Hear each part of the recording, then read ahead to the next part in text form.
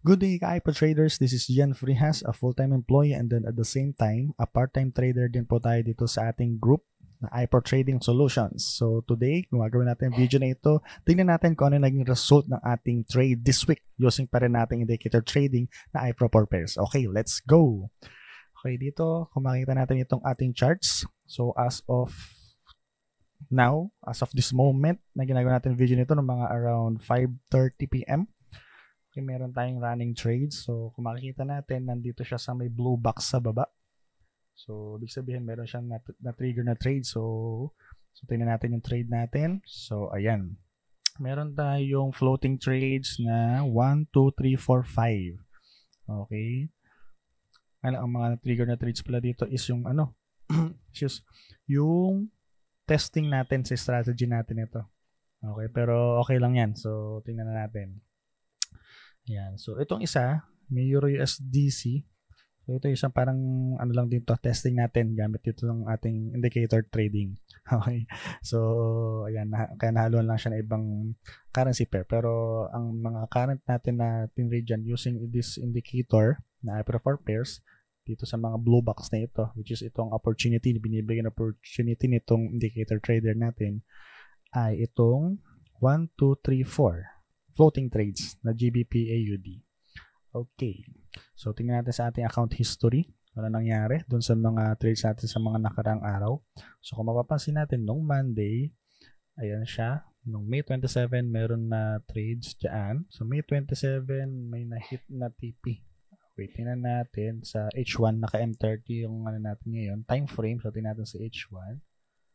Ang na-hit nun ay sell trade. Nag-TP tayo dyan nung kinabukasan dito, around here, nung Tuesday. Yan. Kaya nag-TP or nag-green siya dyan. Nung Tuesday naman, so balik lang tayo sa M30 ulit na time frame.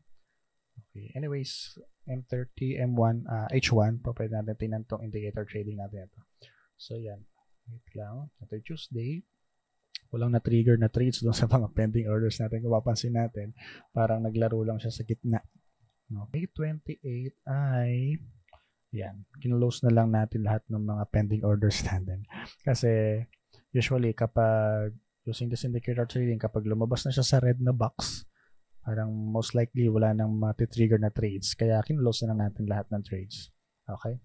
So, nung around kinabukasan, Wednesday, May 29, yan. May na-trigger na trades. Kasi kung mapansin natin dito sa chart, bumaba siya. Okay, so dito sa blue box natin sa baba, nagbigay siya ng dyan. May opportunity na dalawa pa din. And na-trigger yung sell trades natin. Okay, so tingnan natin kung bakit ganito yung galaw dyan and tumaas. And then kaya ang naging result natin dyan nung Wednesday ay naging stop loss ulit or yung stop loss yung na-hit sa atin dyan. Titingnan natin. So, nung Thursday, yan, meron ulit binigyan opportunity. Ang na-hit pa rin dyan ay yung ating stop loss. Okay, ito na. Kung mapapansin natin, bumaba naman siya. As of today, Friday, meron pa na tayong running trades. Okay, tingnan natin sa ating economic calendar kung bakit ganun ang naging galaw ng market. Okay, sige. So again, dito po ay filter ko lang kung ano yung currency pair na tinatrade natin. Kaya makita natin dito ay yung GBP AUD lang. Okay, so right now, nung Monday, wala na masyadong news. So, yan. 4 lang. So, kung natin pansin itong NZD, hindi ko lang siya natanggal. So, yan. Nung Tuesday, ito, merong high impact news. Pero, tingnan natin kung ano naging impact niya doon sa market. So, wala naman din masyado. Dahil retail sales na naman siya. Depende rin talaga sa ng market. So, balik tayo doon sa ating economic calendar. Okay, nung Wednesday ay ayun, merong isang high impact news sa Australia. Okay, tingnan natin kung ano naging impact nito. So, balik tayo sa chart. Okay. Ayun, kaya pala medyo malaki ang galaw dito sa banda dito ng Wednesday dahil doon sa high impact news or yung inflation rate ng nangyari doon sa Australia. Nga lang, unfortunately, umangat ulit siya, binawi.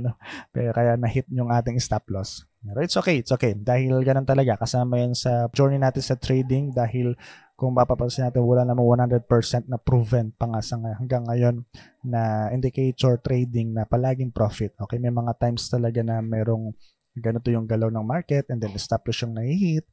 Okay, so it's normal. Okay, so basta ito lang, ang ginagawa lang natin dito, fina-follow lang din natin yung rules nitong ating indicator trading na kapag nagbigay siyang opportunity na ganito, na may blue box sa taas and sa baba, and ma-follow natin yung rules nitong indicator trading, so yun lang ginagawa natin. Okay lang yan kung may mga times na loss talaga. Normal lang siya. Balik tayo dun sa ating economic calendar. Okay, ng Thursday, ayan, kahapon wala namang masyado. Mga low and medium lang naman yung news na nangyari dito. Pagdating natin nung Friday, ngayon, habang ginagawa natin video na ito, wala naman ng masyadong news ulit or high impact news na nangyari sa market habang ginagawa natin ng video na ito. Okay. So, ayan, titingnan natin kung ano magiging result nitong mga current trading or floating trades natin dito sa GBP AUD. As of this moment, meron pa na tayong running trades na negative 16.10. Okay. So, update natin doon sa ating Facebook page, sa post natin sa Facebook, yung magiging result nitong ating trading na itong mga floating trades. Stay tuned. Okay, mga ka-hyper traders. Kung gusto po natin or tayo po interested or first time na gusto matutunan ang pagpasukin ang mundo ng trading, lalo na ang forex trading skills, gusto natin siya matutunan, meron po tayong ginagawang free webinar every Saturday po yan at 8 p.m. Mag-register tayo sa link na makikita natin sa description ng video natin na ito para tayo makapag-join doon sa ating gaganapin na free webinar every Saturday. So tomorrow po meron tayong free webinar. So especially sa mga part-timers and OFWs na gustong matutunan or gustong matutunan itong skills ng pag-trade sa forex market, pwede po tayong mag-join dyan. Alright, so yun lang man po ang mga nangyari this week sa ating trades, mga ka-hyper traders. Medyo hindi umayon sa atin ang market pero it's okay. That's part of our trading journey. Titignan natin kung ano yung mga mangyayari next week. Okay. For sure, meron pa rin ibibigay na opportunity ng ating iPro indicators na ginagamit dito. Yung iPro 4 pairs na indicator trading. Okay. Stay tuned lang tayo dyan. So, kung gusto natin magkaroon pa ng idea pagdating sa mga trading, please like, subscribe, and share na rin natin ng video nito sa iba para magkaroon sila ng idea and ma-update sa mga nangyayari using our very own indicator trading na iPro 4 pairs. Okay. See you next week mga ka-hyper traders.